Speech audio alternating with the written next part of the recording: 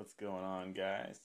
Um, I wanted to talk about uh, a topic that I've thought a lot about as a copywriter and marketing guy. It's kind of inspired by Pete Devcota's status update from earlier. I have no idea what time it is where he is, but it was this morning for me, and I just had a moment to glance at it.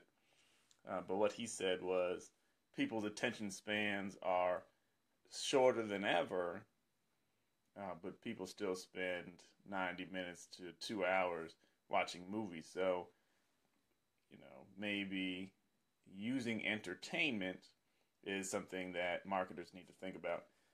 And I would agree with him in general, but I wanted to chop something up here, and time may prove me wrong. I'm not a clinician, not a doctor of psychology or anything like that.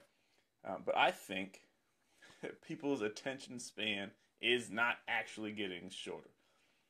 Biologically, hey Keandra, I think neurologically we're not that much different than we've ever been. And it's isn't it weird when you've seen a headline that says, the human attention span is shorter than a goldfish? Like, that doesn't even make sense. At least it doesn't make sense to me. I think the problem is we now have so many more distractions.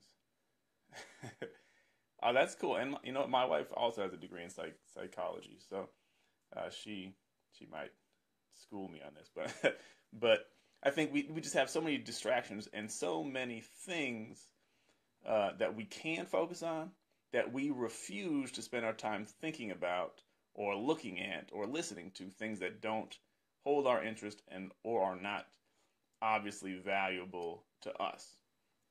So I mean, is the human brain different than it was 50 years ago? I highly doubt that. We just have 20 apps on our phone that are all chiming and chirping at us, and we have 1,000 TV channels that all have programming on it that they're begging for us to attend to. And we have 1,000 friends on Facebook who all want to get our attention. So we refuse to be bored. That's what we won't do. And so the question isn't how do we combat the short attention spans? How do we become more interesting, more valuable, and more important to the people who we want to speak to?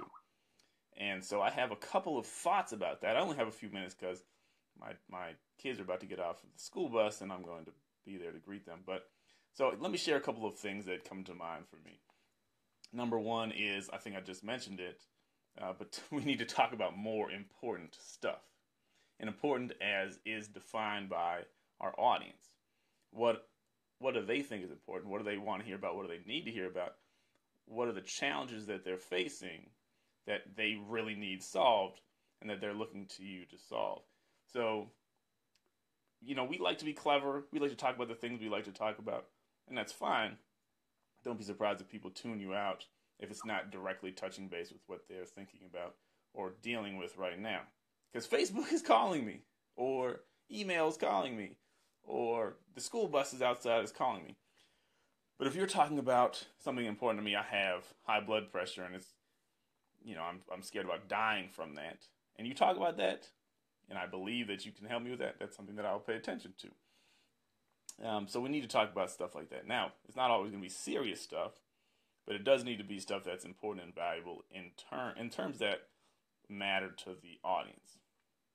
So that's number one. Number two is, it's obvious, but we don't do it enough, is we need to be more inclined, or we need to spend more time telling stories. It doesn't necessarily mean once upon a time there was this, king in a castle.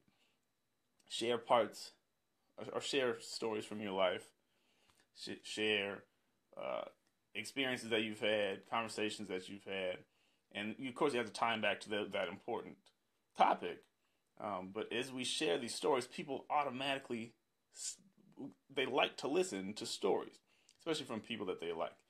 So if we focus on stories rather than just teaching, we're going to teach through the story. We teach through, teaching the moral by showing how it plays out in the story and what the story means. But you tell it in the form of a story rather than just, telling, spitting out facts and making a hard pitch or a soft pitch or whatever. But tell stories, personal stuff, emotional stuff.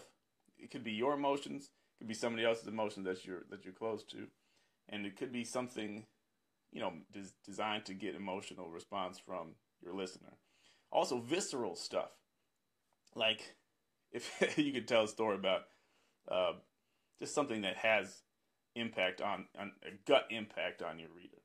If you talk about a car accident, it's emotional, but when you begin to hear and hear the sounds of the crunching metal and glass shattering, things like that, you begin to suck the person into the experience, and they will pay attention to that, just like the movies or whatever. And I mean, there's all kinds of things. Just like I don't remember which TV show we were looking at, and just describing things in a way where you can almost smell the smell that they're talking about, or taste the taste that they're describing, or feel the impact of the thing that's happening. And we need to do that. We need to learn how to create language that makes people feel, and use them in stories. So that's the second thing. Like I said, it's kind of obvious, but we don't do enough of it, I think. The third thing is becoming a personality that matters to people. We just had a conversation in the group about Grant Cardone. He's a personality and a character. About Gary Vaynerchuk. People love him for who he is. Just putting yourself out there, your personality out there, being likable or hateable, because some people have a personal brand where you're a rich jerk or what, you're just a jerk, and people like that. People kind of resonate towards that. Ben Settle's kind of like that. He's a jerk, but he's a likable, lovable jerk. But be a unique character, and people, just like on a TV show, just like on a movie, just like in books, people come back to see that character. What is Ben Settle doing today?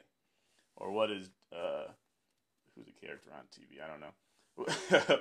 what is this character doing today? And as you begin to move away from just being a source of information and being a personality and a character, people will listen to you, pay attention to you for who you are and for the connection that they feel to your personality. It's what we call a parasocial relationship. They imagine they're friends with you even if they don't know you. It just kind of feels that way, which Keandra will agree from clinical psychology. That's kind of how that works. We build bonds with TV characters who aren't even real. And so we can do that, which goes back to Pete's point, entertainment, infotainment, something that we need to spend a little more time trying to focus on. And as what I call approachable authority, you don't want to just be an expert that nobody can relate to. You want to be somebody that the audience feels like they can connect with, and cultivate that sort of a personality, and that will help you get more attention and keep more attention, even when there's all these distractions around. And the fourth point I want to make is we need to go beyond just saying what we want to say and demonstrating what we want to say. So it could come in the form of pictures or videos or audios, or it could be in words. But we need to do more than just say email is important. I need to prove that to you. I need to show you how that actually happens, and I need to show you examples and results of how that works. So that's what we're going to do in this group, going to continue doing. But a demonstration also pulls people in. They want to see how it works out. And if it's not obvious from the beginning exactly how it will play out, it's even more interesting because they're not sure if this could blow up in my face or it may not. This could bomb or it could make $1 million. Which one is it going to be? And what can we learn from it, and how can you apply it? So that's another thing that almost nobody does enough of, but something that we need to work on. So we'll continue talking about these things in the group and in the emails.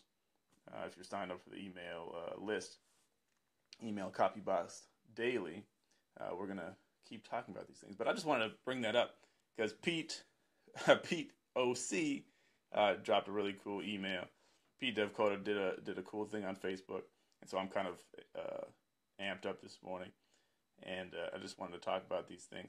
So keep in mind, you're not so much facing a shrinking attention span, I don't think, or in practical terms, don't think about it like that. You just need to be the most interesting person and talking about the most interesting things in the most interesting way at any given time.